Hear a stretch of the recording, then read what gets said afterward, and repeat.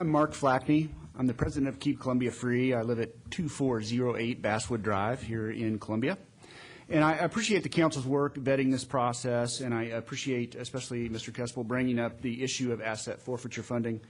And you might be surprised to know that I agree with Chief Burton and with Dale Roberts from the CPOA, and much of what Jim Chaplow said, of course, but that I think there may be a legitimate use for this vehicle, and it may be a legitimate purchase on the part of the police force. I think having adequate armor to protect our police in the event that they meet this type of small arms fire is important.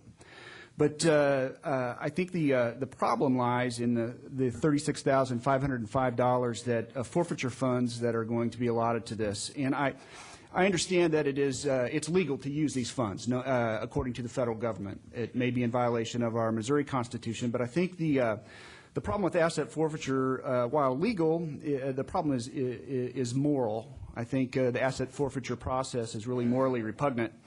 And how are these funds obtained? One example that's been in the news lately has been Kevin Bay, the owner of Bokomo Bay. While this wasn't, this is an example of how these forfeiture funds are obtained. This wasn't done by our Columbia Police Department, but by the Boone County Sheriff's Department, where over $1 million in cash and collectible firearms were seized from this gentleman, a business owner here in town. He was arrested for a crime. Charges were dropped. He was not convicted of a crime, obviously. He wasn't even tried and found innocent. He was instead, the charges were dropped, yet they still seized the money. And you can find the several counts of where it lists United States government versus $600,000 in cash versus this list of firearms. And he has the to get his things back, to get his property back, has to go in front of a judge and prove his property's innocence. And I think this is a terrible process. And while legal, there have been many things that our federal government have thought has been a good idea over the years that have probably been problematic. I think slavery chief among those. But so I encourage the council to begin the process of writing an ordinance to forbid the use of forfeiture funds to fund our police.